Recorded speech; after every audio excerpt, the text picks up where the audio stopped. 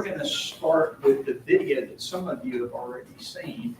That we elected to do at the beginning. And I'm sorry I'm going to be all over the front row because somebody moved the chairs up closer where I already practiced how I was going to walk in this place. So please excuse me if I'm sitting on your lap after a while.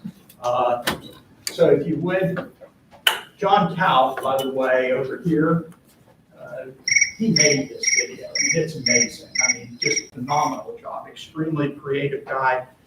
Designed these panels, put them together. So great guy. Don't know where we'd be without him. So John, thank you very much.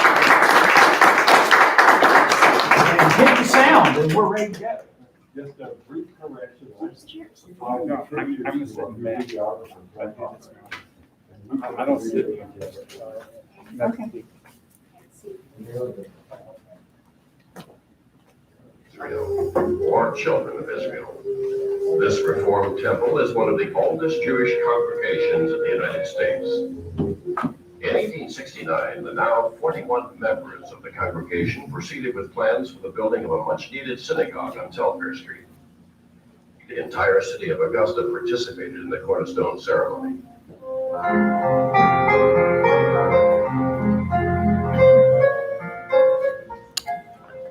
The actual mission of the Augusta Jewish Museum is to reclaim and restore the original Congregation Children of Israel Synagogue, the oldest standing synagogue in Georgia, and repurpose the museum as a center for education, collect, preserve, and interpret the rich evidence of Jewish experience in Augusta, and will educate, challenge, and inspire audiences of all ages and backgrounds.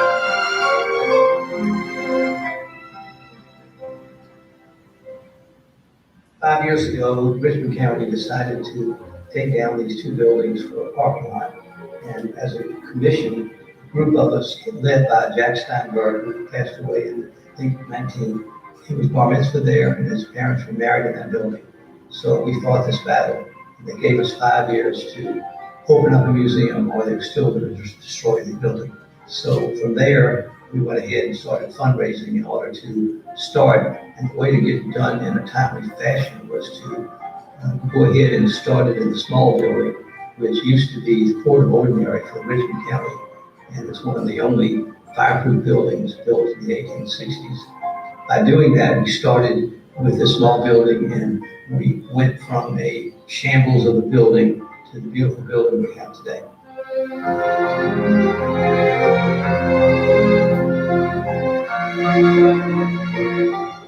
Children of Israel has been continuously active from the 1840s to the present day.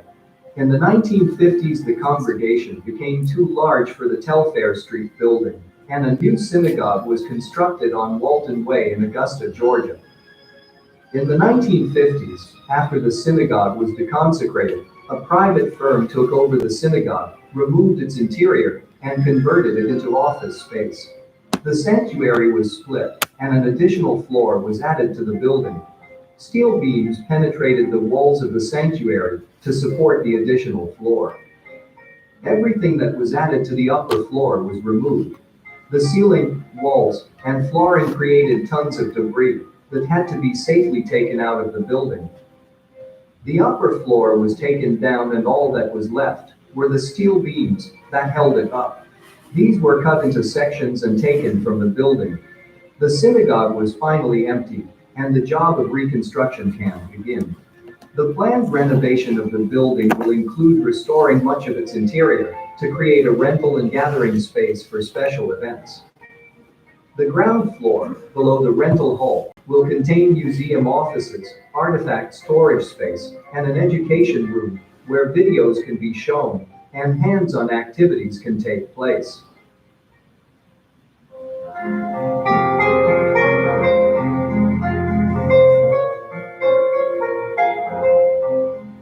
Just as the synagogue has 4 pillars supporting it, the Augusta Jewish Museum has 4 pillars of education. Each of the exhibit areas in the finished museum will relate to one of the 4 pillars.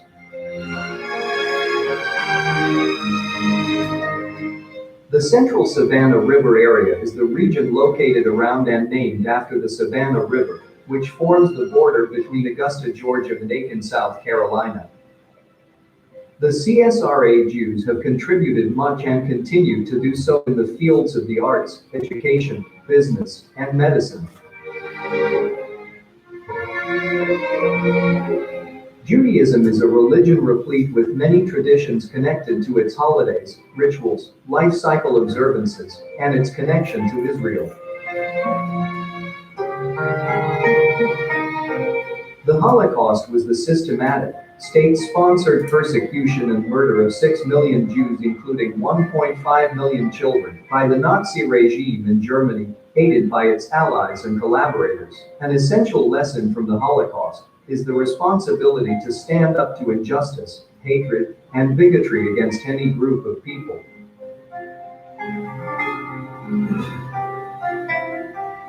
The land of Israel, on the shores of the Mediterranean Sea and between Asia and Africa, is the birthplace of the Jewish people and contains sites sacred to Jews, Christians, Muslims, Samaritans, Druze, and the Baha'i faith. Modern Israel is a democracy contributing to innovations in technology, science, and medicine that benefit the region and the world. The renovation of the Court of Ordinary is complete, and it is now the Augusta Jewish Museum Education Center. Over the next year, exhibits will be installed and monthly education programs will be presented. Renovation continues on the Telfair Street Synagogue, which will soon become the Augusta Jewish Museum Cultural Center. In the meantime, visit our online virtual museum for a preview of what is to come.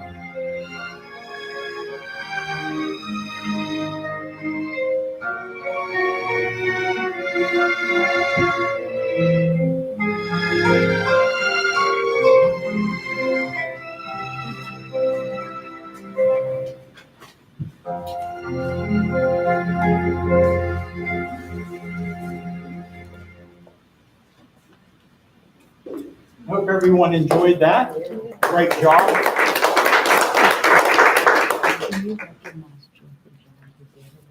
I already did. Thank you.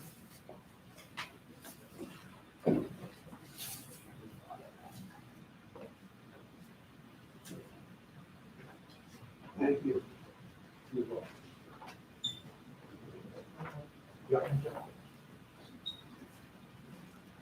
Also thank John for putting together this handout for the presentation.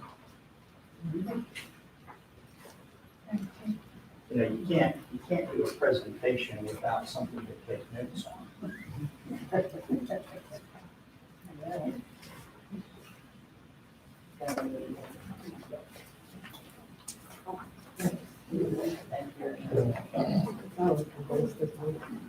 Cat's got 2 more.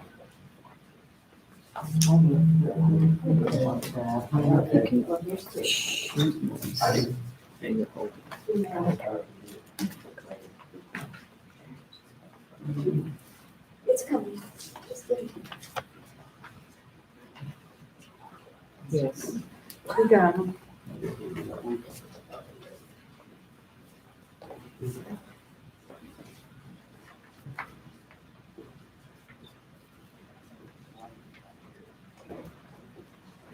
Thank you. We got it. You don't want to put that in? All right. So we were asked to put together for our first educational program, a little overview of the renovation effort. And I would be remiss if I didn't first and foremost point out 2 people, one of which, actually 3 people, one of which is not here yet, and I hope he's still going to come. But the first person I'd point out is Eric Montgomery. He is the Executive Director of Historic Augusta, and he helped lead the charge that saved these buildings.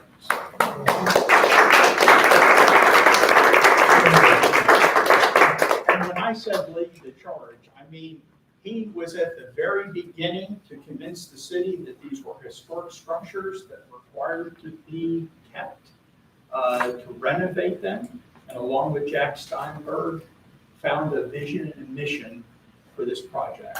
So I just can't say enough about Eric and Historic Augusta, that the lease, if you will, that the city gave us for the work on these two buildings for 5 years, that's the man you can thank for that, that's here today. So, the other two people work for Duckworth Construction.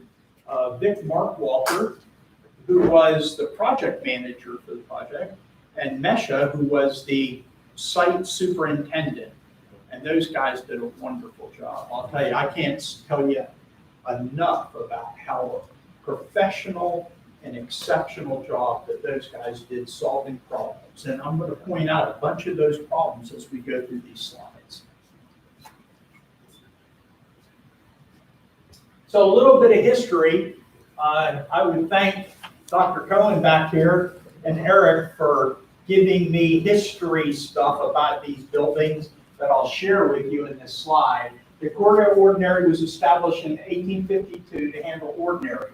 Now, that is the concept of a court of ordinary, not necessarily one of these buildings, but actually in law and statute.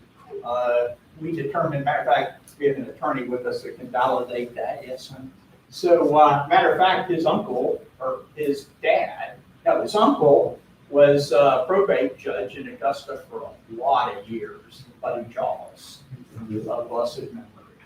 Administration of estates, marriage license, gun permits, etc. That's what the Court of Ordinary took care of.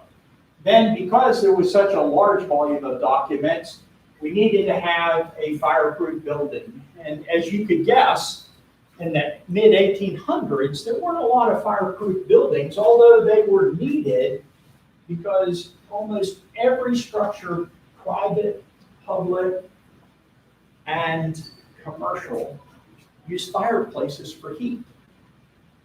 All right, so that's why in those days there were so many structure fires. So in the 1850s, we started talking about and then began the construction in 1861 of this building. In 74, the Georgia State Constitution changed the name from Court of Ordinary to the Probate Court, which is probably the term that you're all familiar with.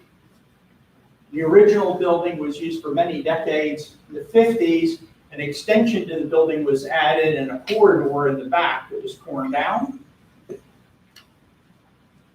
In later years, it was used for administrative offices, and last, it was the offices of the IT department for the city of Augusta, Richmond County.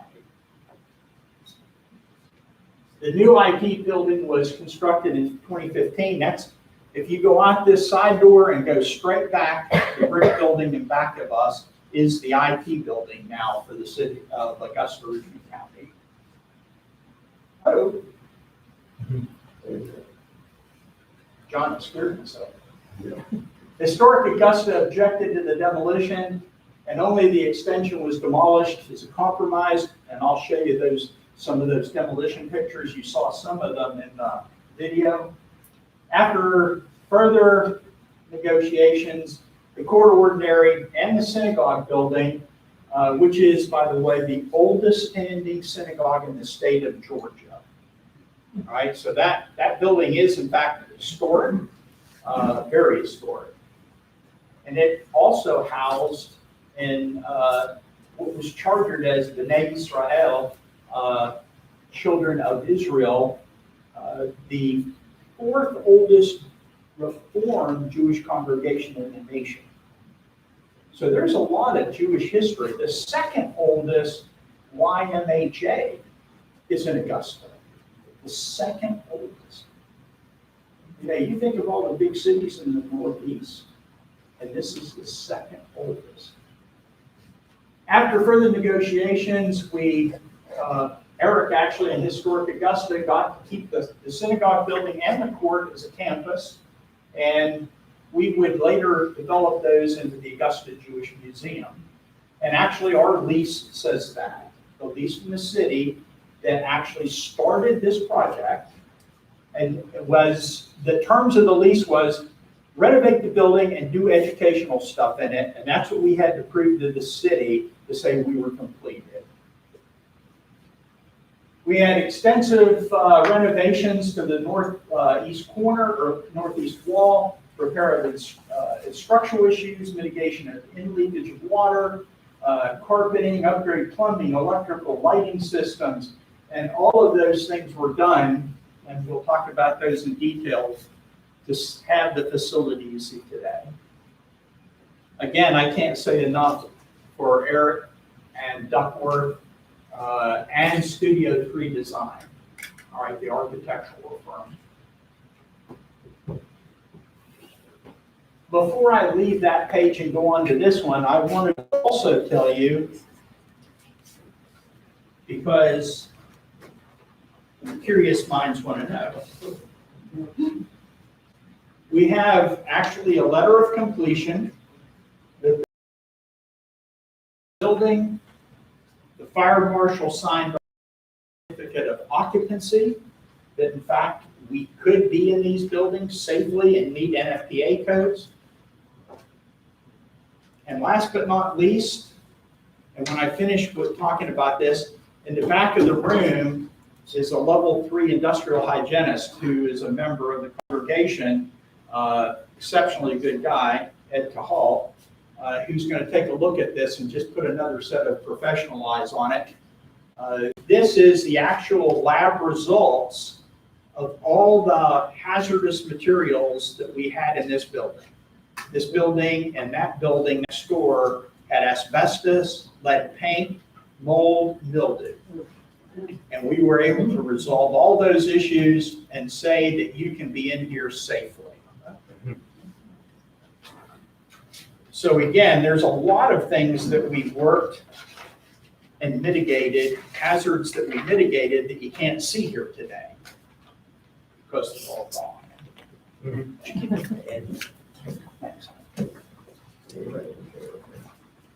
So without their philanthropy, all that I talked about, and I'll talk about those little great deals, great prices, helped us an awful lot. Our dedicated founding donors, which are listed on the placard outside of this room and the next room, the entrance hallway. Community Foundation of the CSRA, the Creel Harrison Foundation, Georgia Historical Record Advisory Council, the Knox Foundation, the Porter Fleming Foundation, Southern Jewish Heritage Society, and the Watson Brown Foundation. These are all groups that gave us money through grants and gifts. And I mean, when these guys ask you for money, you know that it's going to good causes. These are great foundations, and they really helped us a lot. And Rebecca Rogers, our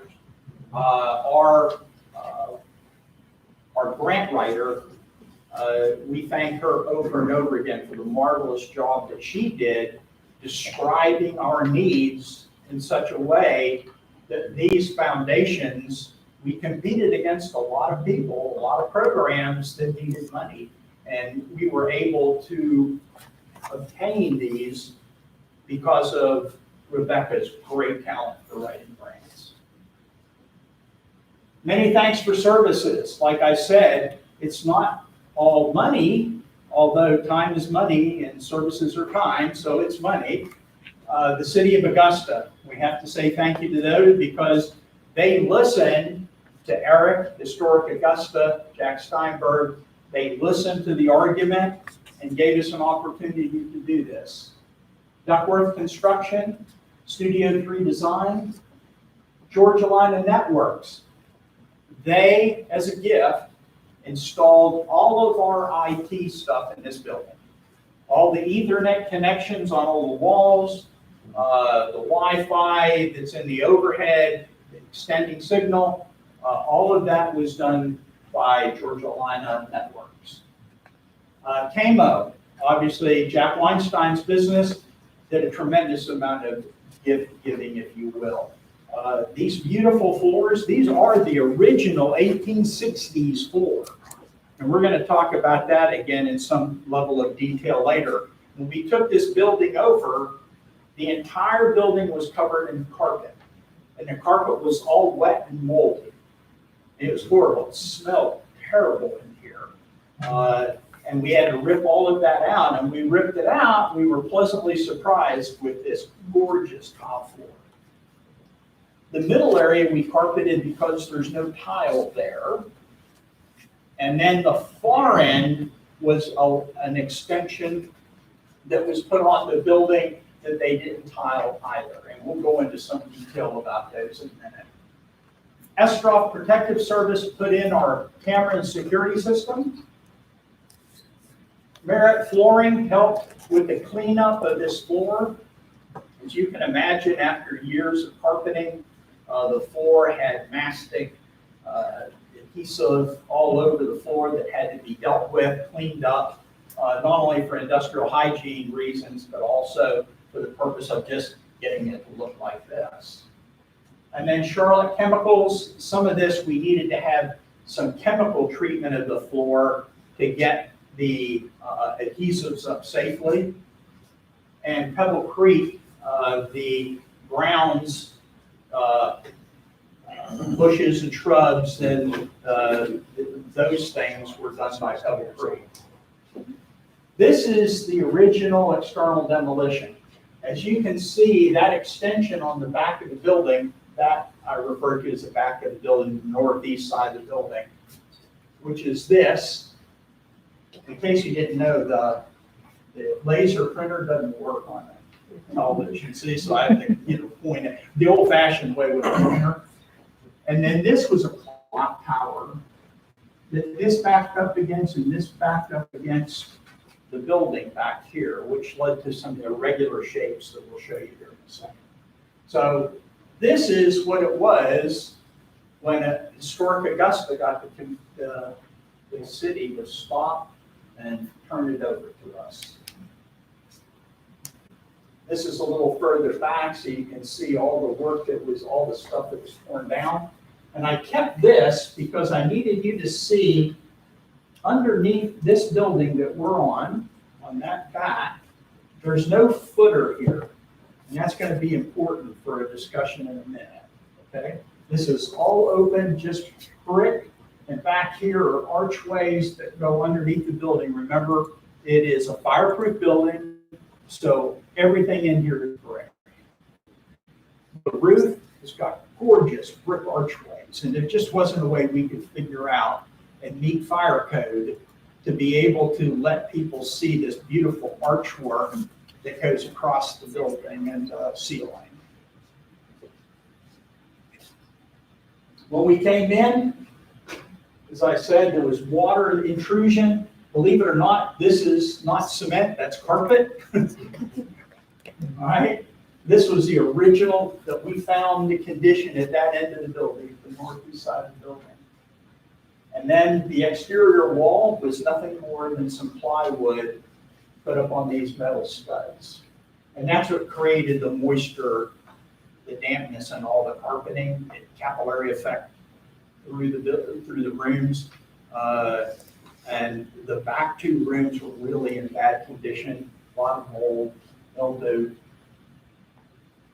This, you saw this picture in the video. This is actually looking down in the left-hand corner. As you walk into the far room in the left-hand corner, what we found, because of that moisture that was allowed to seep in because the wall was a temporary wall and not a weatherproof wall, it rotted these timbers that were the structural support under the floor in the back. So we had to deal with that. Here's some more pictures of the same area. More pictures. More pictures of that. So we had to deal with that. That was one of the structural issues that we had to deal with that took us a while. As you can see, this is all brick and mortar, and we had to get floor joists down into a hole and across the building. So again, Duckworth came up with a great plan that was very successful. Actually, this is that problem resolved. And as you can see, we sistered up planks that went across the floor joists and bolted them together to make it structurally sound, and built another support that's almost, it's just a little bit to the right of the wall in the last room. If you come in about a foot or so, 2 feet or so, that's where that column is that holds up those cross members. And then this was put in here, and then we cemented over that. This is the outside of the northeast side of the building.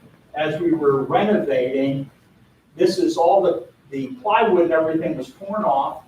We were left with this steel. And this was the original door going out. You can see the brick.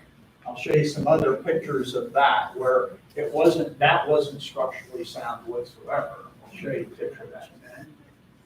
But this work here, I can't believe for the work that was done, the condition it was in the first place, how great that looks now. I mean, it looks just like the rest of the building, and it's really hard to believe that they were able and creative enough to do that. The contractors who did that work. This view is looking up in this doorway, which is that far door. And as you can see, when that back wall was torn off, for stability, they jammed some debris up in the top of the doorway to hold and keep these two structure pieces from collapsing in on each other. But we had to end up dealing with that when we broke it open and renovated that back exit, because that would not be cut. So we had to improve that. And again, Duckworth came through with some really innovative solutions. Now, this, you can't see it probably, and I didn't look in your handout to see if you can see it, but right there is an I-beam that's coming out of the side of the building at the back corner here, out of the side of the building. And if you see, there's no structural support between that and the first tier of brick down here. And in this, you can see that there's little structural support here, and this is where the watchtower was. So there was another structural issue that we had to deal with. This one a little more serious, although we think we could have, well, that was much more serious, and they came up with a great plan, working with Cranston Engineering and Studio 3, came up with a good solution to that problem that required us to install footers. Remember, I told you originally, when we looked at the pictures a little earlier from Demolition, I showed you those void areas. Well, we had to fill that in and actually put in footers there, so we had structural support at the ground level to hold those extensions that we were adding to the structural frame of the building, so that wall wouldn't collapse. So that was a lot of extra work too. Now, as you can see, we're here, and a few weeks later we're here, and now we're there. Just a marvelous job of the exterior.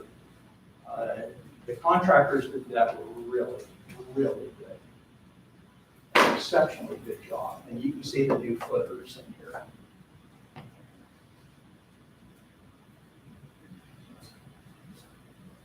Now this is the way we found this side of the building. And actually, right about here was a door that went out. And there was a window here. And there's a window here that you can see was bricked up, closed off. I notice you still see on the outside that inside That door has been bricked up. And you can see the bricking here, and you'll see it in another picture in a second. These heat pumps, we had to enclose just because they were an eyesore. So we wanted to make that blend more with the building. So we made that brick enclosure, got rid of the chain link fence. Here's a better picture of the bricking of the door and building this enclosure. As you can see, new electrical. We brought a new electrical line in the building, brought it across, and if you go into the restrooms in that hallway, on the right-hand side is the distribution box. All new wiring, all new breakers, so the building meets an SBA 70 code for electrical safety. This was the portico.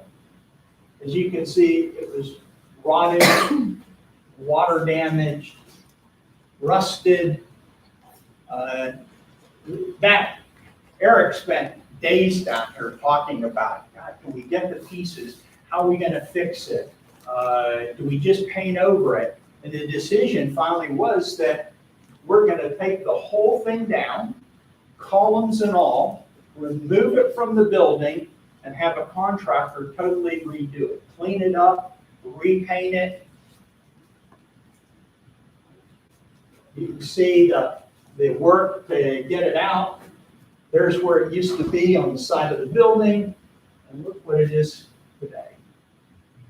Marvelous job again. Great job of renovation. This is one of my favorite areas because I had never seen anything, dealt with anything like this before. Really interesting. That there was actually a moat around the building that connected down here in this corner, and there was a sump pump in it, literally, that as that thing filled up with water, it pumped water out to a drain that went to the storm drain in the street. When I first got here, I thought it was really interesting because it was like chicken wire around it, which you would expect to see to keep debris from getting into the suction of that sump pump. I never found out where it was powered from and cycled and how it controlled, but I'm sure it was something similar to a sump pump that you have in your house, to keep the basement dry. But very interesting engineering for the time, because they just didn't have some of the things we have today to contour off the land and everything. So now, when we renovated that piece, that all got filled in, and then we graded the land away from the building so that it drained to a storm drain that's at the back, the northeast part of the building, and then there's a storm drain out front on the street. So we get the water flow away from the building. This is what did overhead in this very room look like. All right. Again, it's very difficult. If this was black and white, you have better depth of field view in black and white than in color. This is actually an archway here.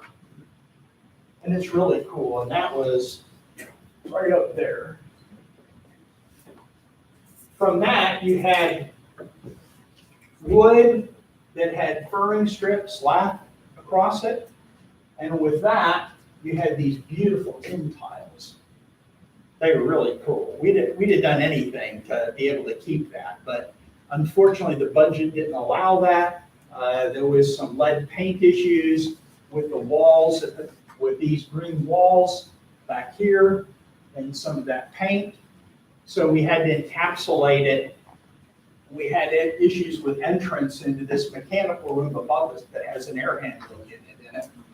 So what we ended up doing is bringing this ceiling down as low as we needed to provide accesses, but high enough where we got the windows back to what they were originally.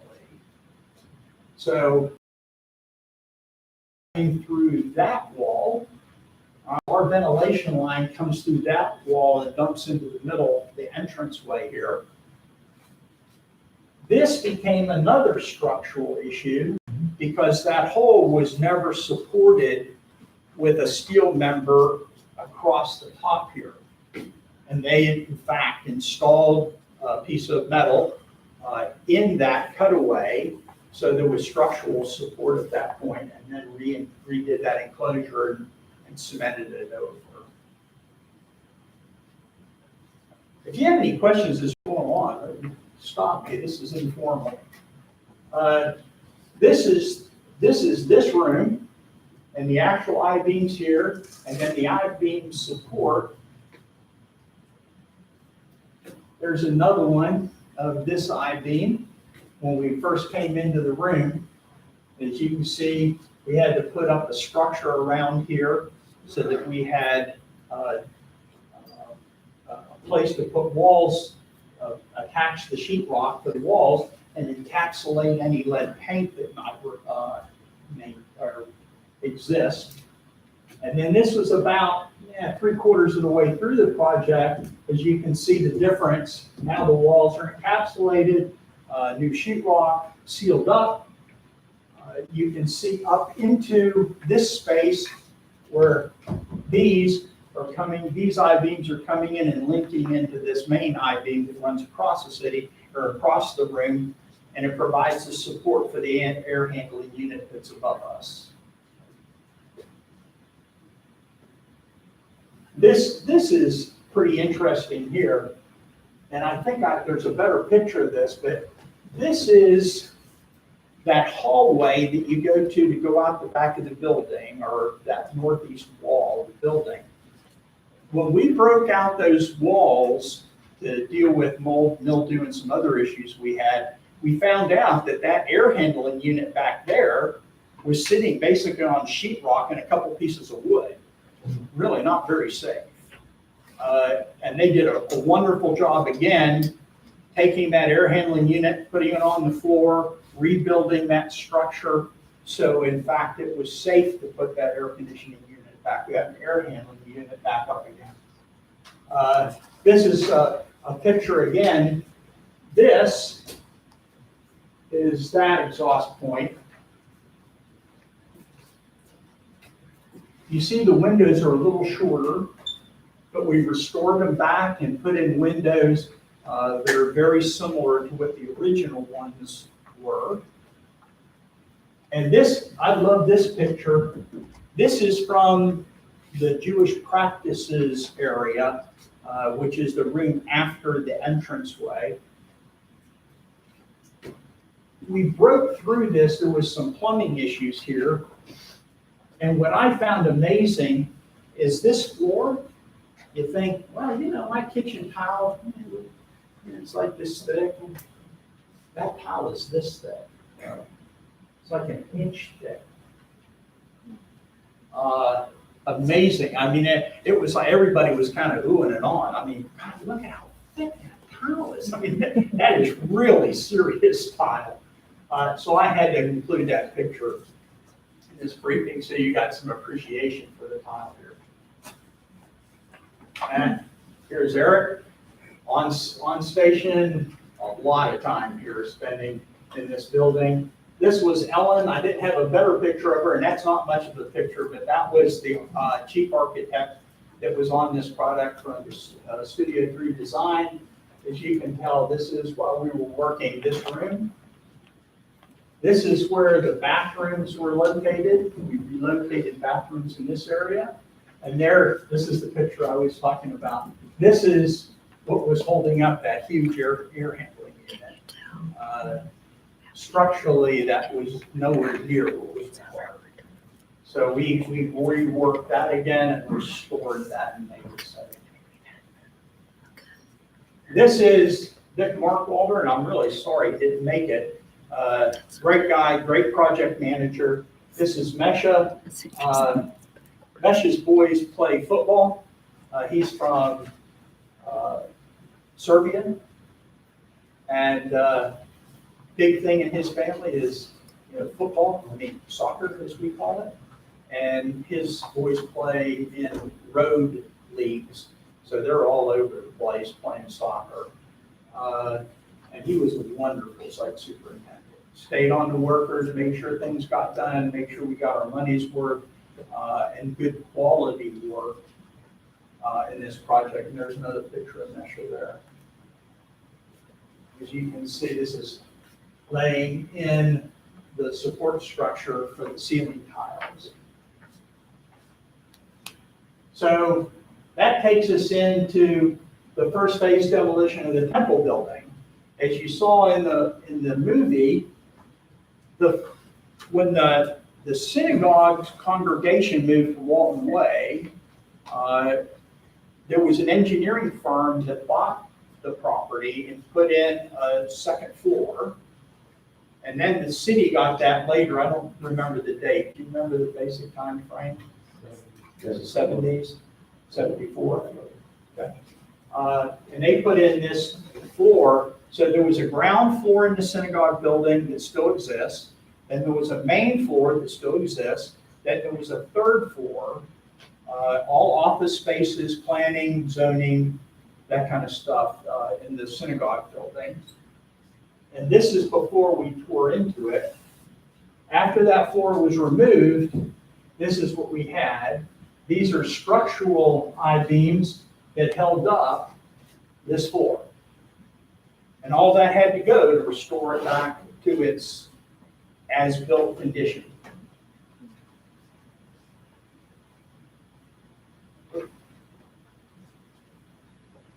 All right. Well, if any of you want to go next door, I'll take you on a quick tour of next door. If you'll notice, there'll be holes in the side of the wall on both sides of the building, and that's where these were tied into the structure of the building itself. Okay, so they were supported by the building structure.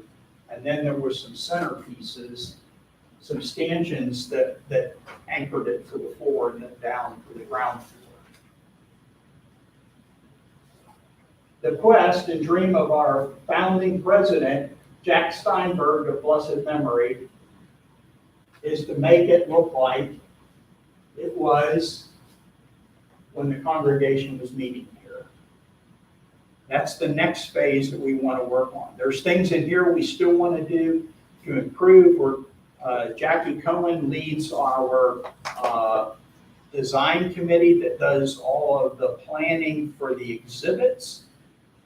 They have these placards all through the building that show you a preview of the three-dimensional exhibits that we'll have here shortly over the next year or so, while we're raising money to start tackling this. So where next? Augusta Mayor Hardy Davis read a proclamation of deed transfer. That was done on the 22nd of July. We have a connector. This room has two windows that are boarded up on this wall. Over here, we're going to put a connector from this building to the other building. The reason why is there's a little more offset in here than in this window that goes virtually straight across to where we want to come into the synagogue building. So it's a little easier in design of the building, or the connector. That is going to cost us in the neighborhood of $100,000, of which we have a $52,000 grant currently to support that. So that's the next really big construction renovation effort that we're going to do. Then the temple building renovation itself. Now, what we're having there is on the ground floor, there'll be displays and an auditorium. If you go on a tour over there, I'll show you where we plan to have an auditorium that'll be an educational center like we have here now. Additionally, there'll be an office for the staff of the museum, the archivist, and there'll also be a catering kitchen so that we can have events, so that facility on the main floor will be similar to like what we use Sacred Heart for, that we'll use it for events, parties, weddings, receptions, etc. Then another program that our Energizer Bunny, Robin Wittenberg Dudley, we're going to have a quarterly music at the AJM program. So we'll have that out. We'd encourage you to come. It'll be good quality music by obviously local musicians. Our second Sunday program at the AJM will continue 2 p.m. Hopefully the next one will be not so dry and engineering-ish. It'll be more, informative for the mission of the museum. We're teaming right now with international education institutions. You can talk to Robin or Jackie about that. They'll talk to you about, or Judy Gary, who's in the other room, about how we're working with other countries, Holocaust groups, and educational groups to bring exhibits. Station alert has arrived. Our exhibits will be focusing on our educational pillars that you saw in the video, contributions to the CSRA, Jewish practice and tradition, Israel, the land and its people, and remembering the Holocaust. We'll have fundraising events to fund this important work. Please consider being part of this wonderful project by volunteering or donating. We still need plenty of volunteers like you see in most museums. You need people to take people on tours, to explain things, to greet people at the door, to operate things. The archivist will need some help. And certainly we can't afford to get professionals in to do that, at least at this point. So we're really looking forward to having volunteers. And if you believe in what we're doing and you have the means, a donation would not be turned down. We've had donations as low as $2, and we've had them as high as $100,000. So every penny helps. Please visit our webpage. That's listed in your handout. Another reason why you got a handout, so you can have some of this contact. We're on Facebook there. And I guess that's the end of it, and ask you if you have any questions. And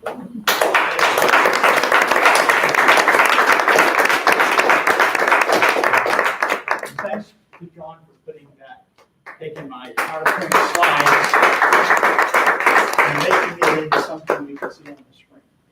So if anybody would like to take a look at the synagogue building, I have to warn you, there's a lot of steps you have to go. The only access to it is through the front door on Telfair.